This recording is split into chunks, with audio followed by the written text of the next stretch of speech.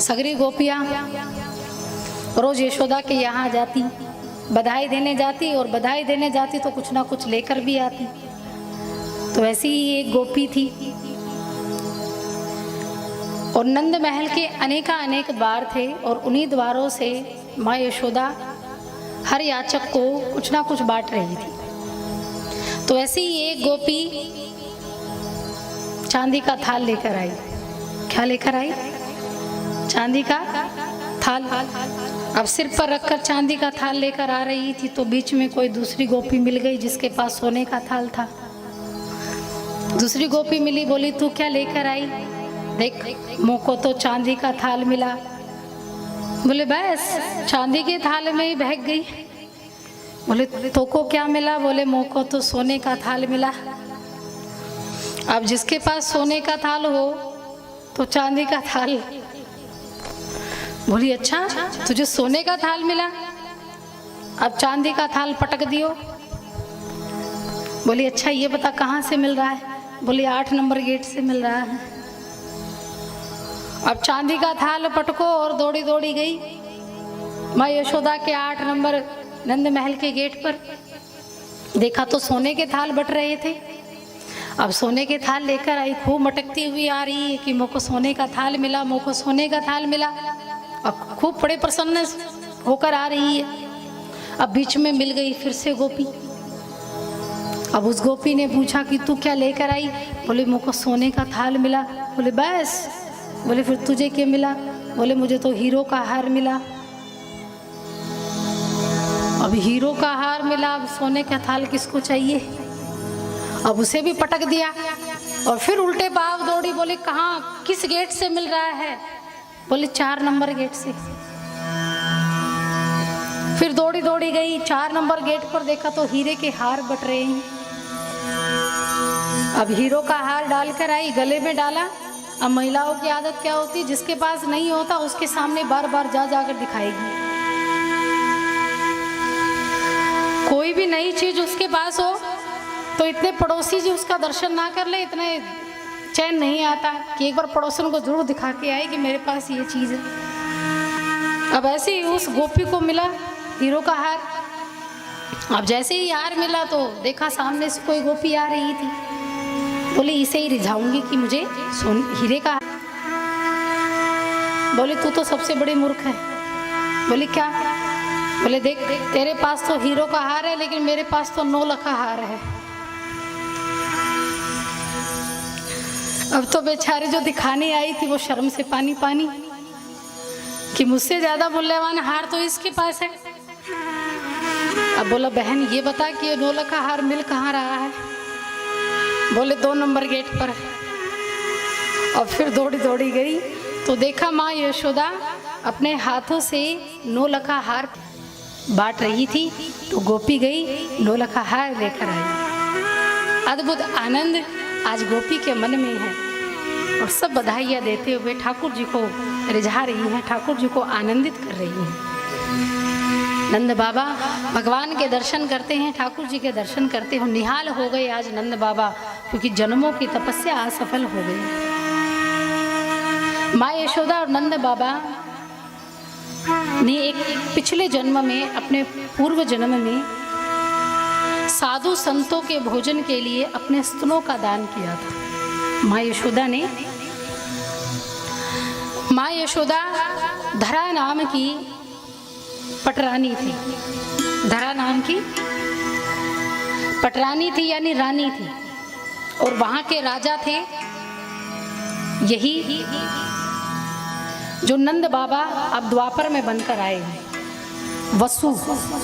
जिन राजा का नाम क्या था? वसु, और उनकी पत्नी थी धरा। लेकिन नियम ये था कि भगवान का भजन कीर्तन किया करते थे और संसार के जितनी भी सुख सुविधाएं हैं उन सब से विरक्त थे। राजा रानी थे, लेकिन फिर भी राजा रानियों जैसा भोग उनके जीवन में नहीं था।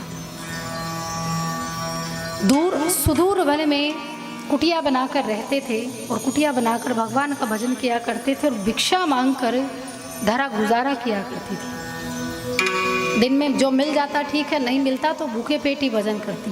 लेकिन कभी उसने अपने राज्य के धन से धन लेकर कभी भी ना तो संतों को भोजन करवाया, ना स्वयं भोजन ग्रहण किया।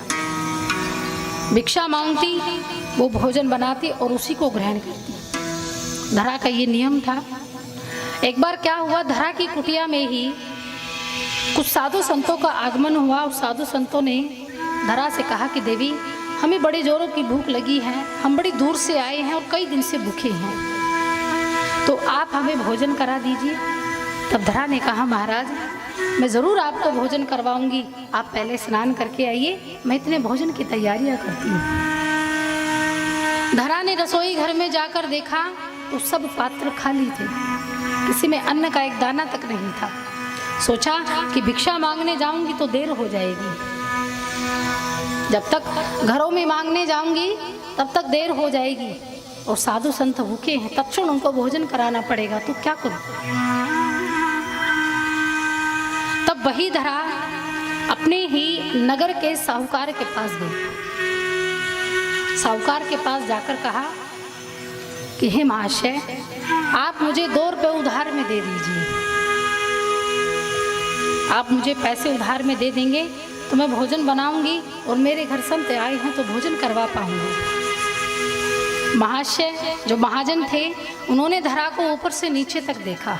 धरा दिखने में सुंदर थी, ऊपर से नीचे तक देखा तो महाजन ने कहा कि हम तुम्हें 2 रुपये तो देंगे और 2 तो क्या, हम तुम्हें 4 देंगे, लेकिन इसके बदले तुम्हें कुछ ना कुछ देना होगा, इसके बदले में कुछ दे दो तो हम तुम्हें 4 देंगे बदले में। धरा ने कहा, महाराज बदले में कुछ गिरवी रखने के लिए होता तो मैं आपके पास मांगने क्यों आती, बस आप मुझे 2 रुपये दे दीजिए, मैं सूद समेत आपको वापस लौटा दूंगी, लेकिन अभी मेरे पास कुछ नहीं है। महाजन नहीं माने, उन्होंने धरा को देखकर कहा कि देवी अगर तुम देना चाहो तो दे सकती हो। धरा ने पूछा कि वो समझ तो गई थी कि महाजन की नीयत बिगड़ गई है, देखा तो कहा आप क्या चाहते हैं, बोले मैं आपके स्तन चाहता हूँ। और जैसे ही ये महाजन ने कहा तब धरा एक पल के लिए विचलित हो गई। देखिए हम हर चीज़ दान में दे सकते हैं, हर चीज़, सोना चांदी हीरे मोती आप दे सकते हैं, वस्त्र भी दे सकते हैं, आप धन भी कितना भी आप दान दे सकते हैं, सामर्थ्य अगर है तो दे सकते हैं, कोई इतनी बड़ी बात नहीं है। लेकिन किसी को कहा जाए कि आप अपनी एक किडनी दे दीजिए, कोई किडनी मांग ले, कि महाजन की नीयत बिगड़ गई है, उसे कैसे मैं अपना शरीर प्रदान करूंगी। और दूसरी तरफ वो संत महात्मा जो भोजन के लिए भूखे हैं, अगर उनको भोजन नहीं करवाया तो मेरी जो तपस्या है, मेरा तप है, मेरा भजन है, वो सब नष्ट हो जाएगा। मन में हृदय में आवाज आई कि धरा तो संतों के भोजन की सोच, शरीर का क्या है, शरीर समाप्त हो जाए, आज नहीं तो कल होना ही है, 10 साल बाद होगा, 20 साल बाद होगा, इस शरीर का क्या करना है। तब उसी समय धरा ने उन 2 रुपयों की खातिर संतों के भोजन की सामग्री के लिए ही धरा ने तेज धार चाकू से अपने दोनों स्तनों को काटा और उस मांस के लोथड़ों को महाजन के हाथ में सौंपते हुए अपने तन को ढककर धरा वापस लौट गई और भाग गई। वापस भाग गई धरा और तन को इतना कसकर बांध लिया कि किसी को पता न चले कि पूरा शरीर लहूलुहान है। धरा शरीर को ढकती हुई और अपने शरीर को बचाती हुई बाजार गई। बाजार जाकर सामग्री खरीदी और सामग्री खरीदकर कुटिया में लौट कर आई, भोजन बनाया। इतने में संत आए और संत बैठे आसन पर भोजन करने लगे।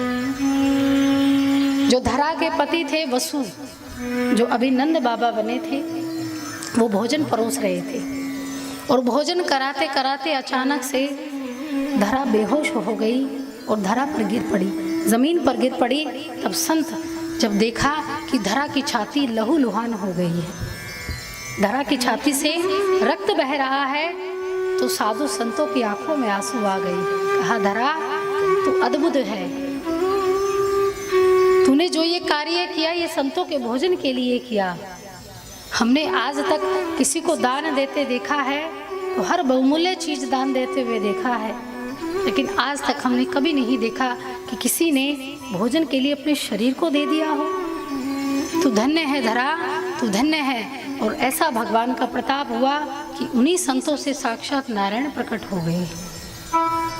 भगवान नारायण प्रकट हुए और धरा को उसके सिर पर हाथ फेरा और धरा जैसे ही उठी भगवान को प्रणाम किया तो भगवान ने कहा धरा तू चिंता मत कर, द्वापर में जब मेरा जन्म होगा तो मैं इन्हीं सतनों से दूध पान करूंगा।